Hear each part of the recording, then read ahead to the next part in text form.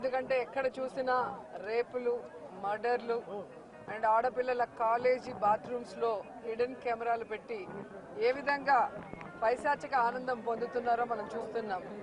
ఈరోజు నేరస్తులకి ఇంత ధైర్యం వచ్చింది అంటే దానికి ఈ ప్రభుత్వం సిగ్గుపడాలి.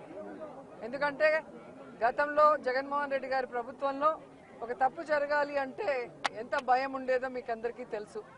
సో ఎవరైనా కూడా దిశ యాప్ని యూజ్ చేయకుండా ఏదైనా అఘాయిత్యానికి అమ్మాయి లోబడితే 24 గంటల లోపల నేరస్తుల్ని అరెస్ట్ చేసి వారిని శిక్షించే విధంగా చట్టాలని కఠినతరం చేశారు. కాబట్టి ఆ రోజుల్లో ముచ్చుమరి లాంటి ఘటనలు జరగటం అనేది మనం చూసుండం.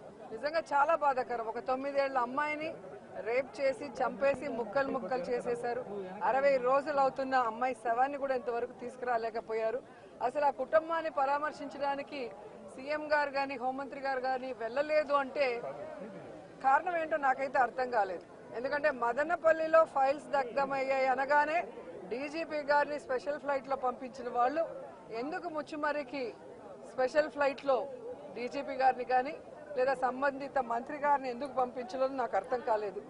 అలాగే నిన్న పేపర్లో చూశాను, గుడ్లవల్లేరు కాలేజీలో బాత్రూమ్స్లో హిడెన్ కెమెరాలు పెట్టారని పిల్లలు వచ్చి ఆడపిల్లలు చెప్తే అసలు అక్కడ ఏం జరగలేదని ఎస్పీ గారు చెప్పడం చాలా దురదృష్టకరం.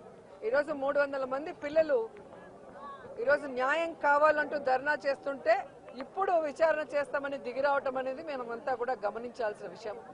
అలాగే ఈ ప్రభుత్వం వచ్చిన తర్వాత మీరు చూస్తే ర్యాగింగ్ భూతం ఎలా ఎక్కువైందో మనం కళ్ళారా చూస్తున్నాం. నారాయణ కాలేజీలో మెడికల్ విద్యార్థినిని ర్యాగింగ్ చేసి చంపేశారు. అలాగే కలికిరిలో జేఎన్టీయూలో విద్యార్థి ర్యాగింగ్ చేయడం వల్ల ఎలా ఆత్మహత్య చేసుకుందో గమనించాం. అంటే గత 5 సంవత్సరాలు లేని ర్యాగింగ్ భూతం మళ్ళీ ఈ ప్రభుత్వం వచ్చాక ఎలా పిల్లల ప్రాణాలు తీస్తుందో మనం గమనించాల్సిన విషయం. నేను ఈ ప్రభుత్వానికి ఒకటే చెప్పగలను, రెడ్ బుక్ రాజ్యాంగం మీద పెట్టిన దృష్టి ఇంట్రెస్ట్ పక్కన పెట్టి ఆడపిల్లకి రక్షణ కల్పించడంలో, గౌరవాన్ని కల్పించడంలో మీరు ముందుండాలని కూడా వాళ్ళని కోరుకుంటున్నాను.